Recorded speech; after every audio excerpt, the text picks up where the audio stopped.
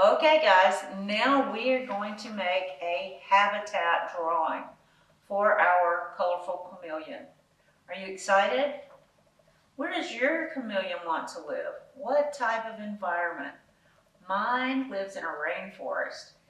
Almost looks like a swamp. It's wet, it has all kinds of trees. It's lots of fun. Okay, so let's design a habitat for our colorful chameleon. I'm going to start by drawing some large vines. I'm thinking of a jungle or a tropical rainforest. And you can put your vines anywhere you like on your sheet of paper. Vines can also hang down from trees.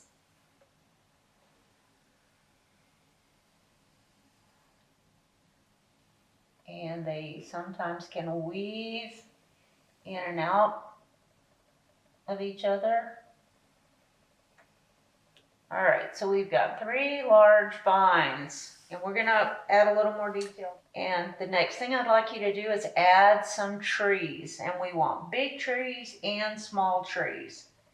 So I'm gonna put a really big tree over here on the left. He's got a really tall trunk. It goes all the way up. And his leaves are gonna run off the page. Don't be afraid to run leaves off the page. And I'm going to have another tall tree on this side.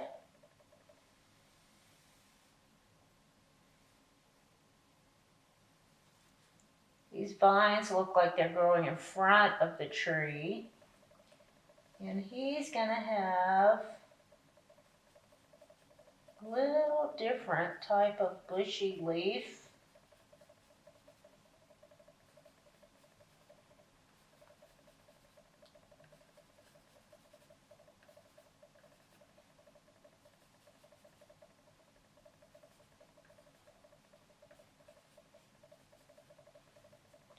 I'm going to put some smaller trees way in the background.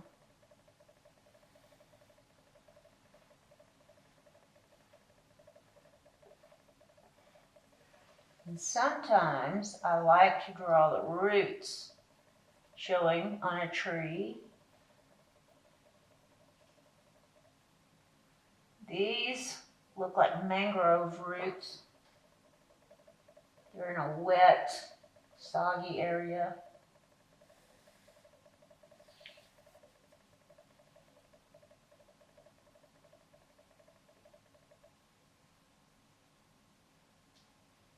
We can have some branches.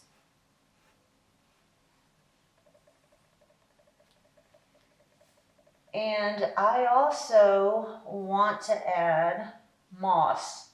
Moss is really kind of easy to draw because it's really kind of scribbly. So we're going to start at the top and just do some really small scribbles. And see how they're wide at the top and they get small? It's kind of like a triangle. And just some wild scribbles. They can hang off the vines. Moss is all tangled up inside itself. They hang a lot in the marsh.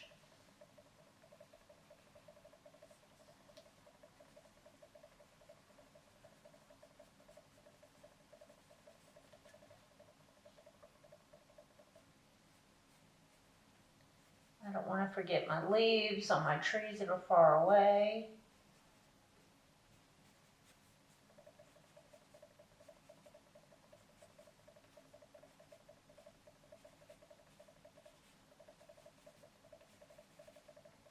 All right, very good. Now, we're going to draw some tropical looking bushes in the front. We've got a lot of space to fill up here. So, excuse me, I'll show you first how to draw a small palm tree. He's going to have a very short stem, and we're going to draw some straight lines kind of like a firecracker or fireworks when they explode in the sky. This is the basic bone structure. They curve outward, they curve this way, and some shoot upward.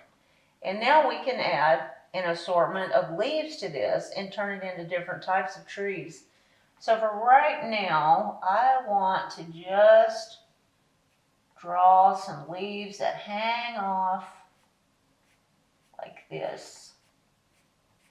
Kind of like palm trees, if you have those in your yard or you can see them where you live.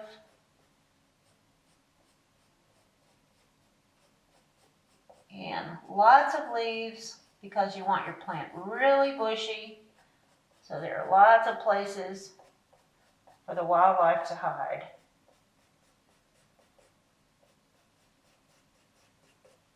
Okay. And we can do that same type of tree right here. We're going to start with like a fireworks. And this time we're going to make leaves. They kind of look like a number 8, but you can just draw a little leaf on top and a leaf on the bottom. And when you have this entire thing covered, it's going to kind of look like a little fern.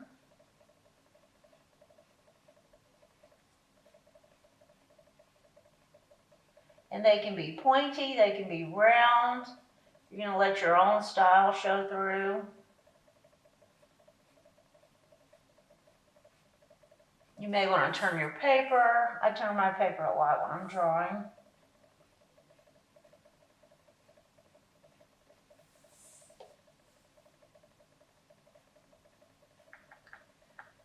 Okay, so I have finished this little fern, adding these little leaves to make a fern. And at any point, you can stop the video and you don't have to just keep watching and working fast through the whole thing. You can stop it, finish a piece or a plant, and then come back and turn the video back on again. That's what's really neat about this. So I wanted to show you, I'm going to just continue adding things to my picture. I've got some tall grasses, just tall. I put some little short grass up around my tree roots. I've made a long straight vine and added some little heart-shaped leaves. And from a distance, it just looks like a really neat vine, but they're really kind of shaped like little hearts. Don't forget, way in the background, far away, like the horizon line, I've got some shrubbery and some tall grasses. Maybe these are palmetto grasses. But we just want a really lush forest. I also am going to have a little stream run through my picture. So we could have a little dirt trail. You could put a stream. You could include a waterfall. It's totally up to you. It's your habitat. Or you could have a small pond. So you can keep adding things until your heart's content. And after you've drawn your habitat, then it's always a really good idea if you want to color these. Add some color. You can use crayon, pencil colors, markers, watercolor, whatever you have on hand. I'll show you my finished example. And I just use crayons with these. You can get different effects by laying it down and rubbing it sideways. Coloring hard or coloring soft is making like 2 different shades of brown.